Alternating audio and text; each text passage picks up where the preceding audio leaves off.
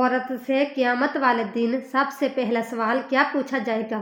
جب قیامت کا وقت بالکل قریب آ جائے گا تو اللہ کے حکم کے مطابق حضرت اسرافیل علیہ السلام سر پھونکیں گے اور آہستہ آہستہ دنیا تباہ و برباد ہونا شروع ہو جائے گی، اور پھر عورتیں اعوذ باللہ من الشیطان الرجیم بسم اللہ الرحمن الرحیم۔ السلام علیکم محترم ناظرین، جب قیامت کا وقت بالکل قریب آ جائے گا تو اللہ تبارک تعالیٰ حضرت اسرافیل علیہ السلام کو سر پھونکنے کا حکم دیں گے۔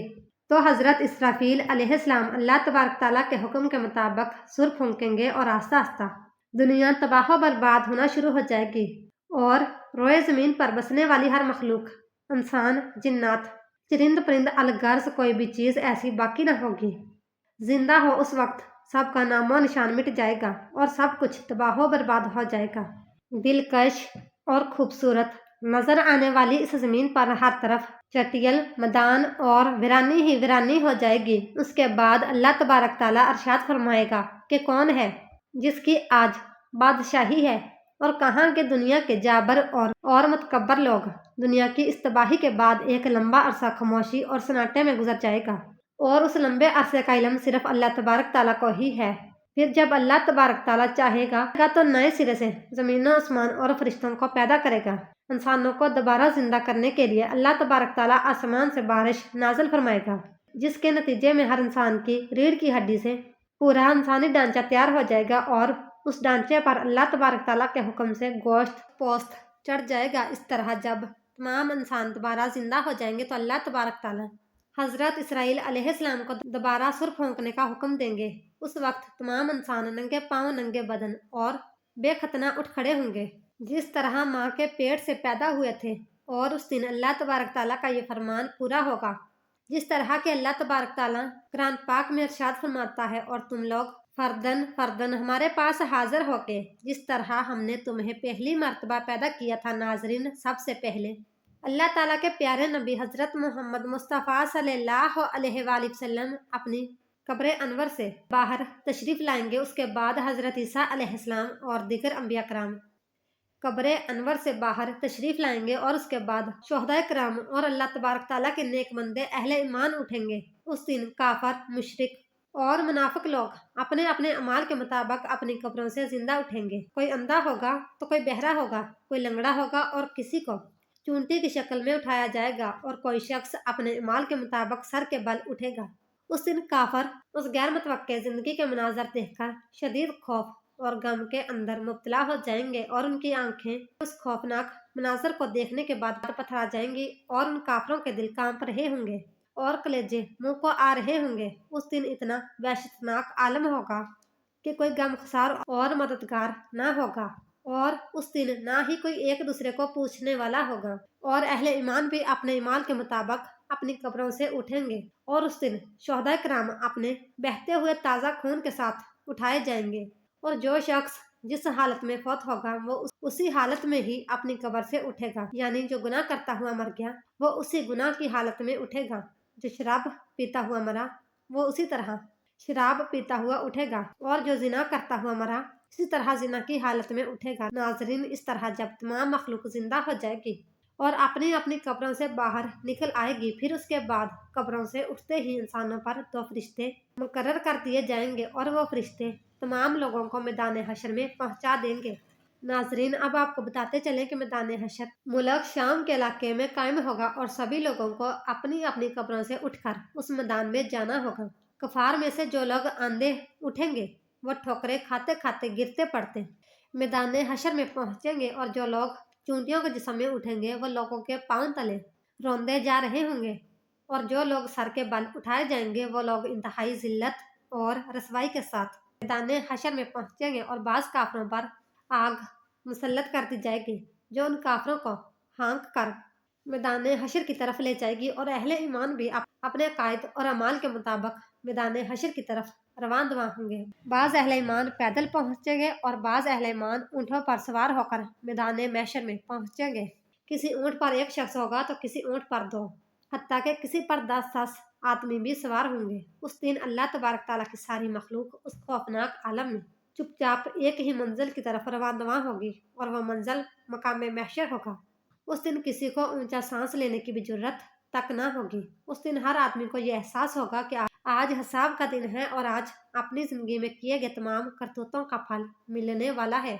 इस तरह जब तमाम मखलूक मैदान हशर में पहुंच जाएगी तो उस वक्त अल्लाह ताला की तरफ से यह ऐलान किया जाएगा, ऐ मुजरमों, आज के दिन अलग अलग हो जाओ। उस वक्त तमाम लोग अलग अलग ग्रोहों के अंदर तकसीम हो जाएंगे और काफर और मुशरिक लोग अपनी जिंदगी में जिस जिस चीज की पूजा किया करते थे और जिसको अपना खुदा मानते थे वो उसी ग्रोह में शामिल हो जाएंगे, और दूसरी तरफ ईमान वालों को उनके ईमान के मुताबिक अलग अलग ग्रोहों में तकसीम कर दिया जाएगा। नेक लोग नेक लोगों के साथ हो जाएंगे। नाजरीन, मैदान हशर में तमाम लोग नंगे पांव और नंगे बदन होंगे। उस दिन सूरज 1 मील के फासले पर आग बरसा रहा होगा और जमीन तपश की वजह से दहक रही होगी और जिस्म सूरज की आग में जल रहा होगा और जमीन इतनी गर्म हो जाएगी कि जमीन पर पांव ना रखा जा रहा होगा।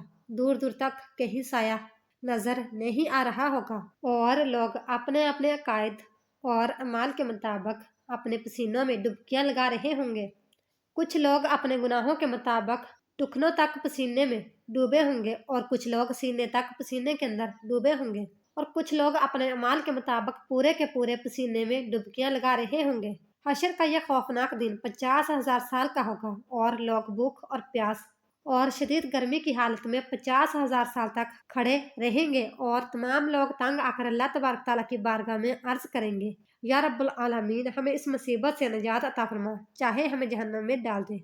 नाजरीन, याद रहे कि आज सूरज का हमारी जमीन से फासला 9 करोड़ 30 लाख मील है। इसके बावजूद भी जून जुलाई के महीने में जमीन इस कदर गर्म हो जाती है कि 1 मिनट के लिए भी जमीन पर नंगे पांव खड़ा नहीं हुआ जाता। तो जरा गौर फरमाइए कि उस दिन क्या हाल होगा जिस रोज जमीन का दर्जा हरारत आज के मुकाबले में 9 करोड़ गुना ज्यादा होगा। उस दिन हिसाब किताब से पहले तमाम लोग मुख्तलिफ अंबिया कराम अलैहिस्सलाम की बारगाह में हाजिर होंगे और उनसे अपने अपने लिए सिफारिश करने का कहेंगे, लेकिन सब अंबिया कराम अलैहिस्सलाम एक ही जवाब देंगे कि आज मेरा रब इतना गजबनाक है कि इससे पहले वो इतना गजबनाक कभी नहीं हुआ और ना ही वो इसके बाद कभी इतना गजबनाक होगा। उस वक्त तमाम लोग मायूस होकर हजरत मोहम्मद मुस्तफ़ा सल्लल्लाहु अलैहि वसल्लम की बारगाह में हाजिर होंगे और आप सल्लल्लाहु अलैहि वसल्लम की बारगाह में अर्ज करेंगे, या रसूलुल्लाह सल्लल्लाहु अलैहि वसल्लम, आप अल्लाह के प्यारे रसूल हैं और खातमुल अंबिया हैं। आप देख रहे हैं कि हमारी क्या हालत हो चुकी है। आप अपने रब के हजूर हमारी सिफारिश कर दीजिए कि वह हमारे हिसाब किताब का आगाज फरमाएं और हमारे गुनाहों को बख्श दें। तो उस वक्त आप सल्लल्लाहु अलैहि वसल्लम ये अरशाद फरमाएंगे कि आज के दिन सिफारिश के लायक सिर्फ मैं ही हूँ। चनाचा उस वक्त हजरत मोहम्मद मुस्तफ़ा सल्लल्लाहु अलैहि वसल्लम को मैदान हशर से शफायत के बुलंद तरीन मकाम महमूद तक पहुँचा दिया जाएगा तो जन्नत में अर्शे अलाही के नीचे होगा और वहाँ पहुँचकर हजूर पाक सल्लल्लाहु अलैहि वसल्लम अपने प्यारे रब के हजूर सजदे में गिर जाएंगे और अल्लाह तबारक ताला की हमदो सना करेंगे। उस वक्त अल्लाह तबारक ताला की ज़ात जब अपने महबूब के उस मोहब्बत भरे सजदे को देखेगी तो उस वक्त अल्लाह तबारक ताला का दरियाए रहमत जोश में आ जाएगा। तो अल्लाह तबारक ताला अपने हबीब सल्लल्लाहु अलैहि वसल्लम से इरशाद फरमाएगा, ऐ मेरे महबूब, अपने सर को सजदे से उठाओ और सवाल करो, जो आप मांगेंगे वो आपको दिया जाएगा, जिसकी आप सिफारिश करेंगे उसकी सिफारिश कबूल की जाएगी। नाजरीन, यही शफात कुबरा होगी। शफात कुबरा की मंजूरी के बाद हजूर पाक सल्लल्लाहु अलैहि वसल्लम मकाम महमूद से मैदान महशर में तशरीफ लाएंगे और उस वक्त अल्लाह ताला फरिश्तों की मैयत में मैदान हशर में नज़ुल जलाल फरमाएगा और जलवा अफरोज होगा। उस वक्त तमाम फरिश्ते जमीन के किनारों पर खड़े होंगे और 8 फरिश्ते अल्लाह तबारक ताला का अर्शे अलाही उठाए हुए होंगे। उस वक्त अल्लाह ताला की अजीम शान अदालत कायम होगी और अल्लाह ताला फरिश्तों को हुक्म देगा कि तमाम लोगों को उनके नामा माल दे दिए जाएं। उस दिन अहले ईमान वालों को सामने की तरफ से दाएं हाथ में नामा माल दिया जाएगा और उस दिन कफार और मुशरिकीन को पीछे की तरफ से बाएं हाथ में नामा माल दिया जाएगा। उस नामा माल पर नजर डालते ही हर इंसान के सामने उसकी जिंदगी के तमाम करतूत सामने आ जाएंगे और अपनी अपनी जिंदगी में किए गए तमाम करतूतों की तमाम यादें ताज़ा हो जाएंगी और उस दिन अहले ईमान के रोशन चेहरे कुछ और भी रोशन और तरोताज़ा हो जाएंगे और तमाम अहले ईमान खुशी खुशी दूसरों को अपना नामा अमाल दिखाएंगे, जैसा कि अल्लाह तबारक ताला उस मंजर की तरफ इशारा करते हुए कुरान पाक में इरशाद फरमाता है, और लोग कहेंगे कि आओ और मेरा नामा माल पढ़ो। और उस दिन मुशरिकीन और कफार के चेहरों की स्याही में कुछ और भी इजाफा हो जाएगा। जिल्लत उनके चेहरों पर छा जाएगी। हसरत और नदामत से वह अपने हाथों को चबाएंगे और तमाम कफार और मुशरिकीन कहेंगे कि ए काश हमें अपना नामा माल ना दिया जाता, और काश के मैं ये न जानता कि मेरा नामा माल और हिसाबो किताब क्या है। कफार और मुशरिकीन बार बार अपने नामा माल को देखेंगे और ताज्जुब से कहेंगे कि ये कैसा अजीबोगरीब नामा माल है कि इसमें हर छोटा बड़ा अमल लिखा हुआ है। हाय हमारी कमबख्ती, ये नामा माल कैसा है।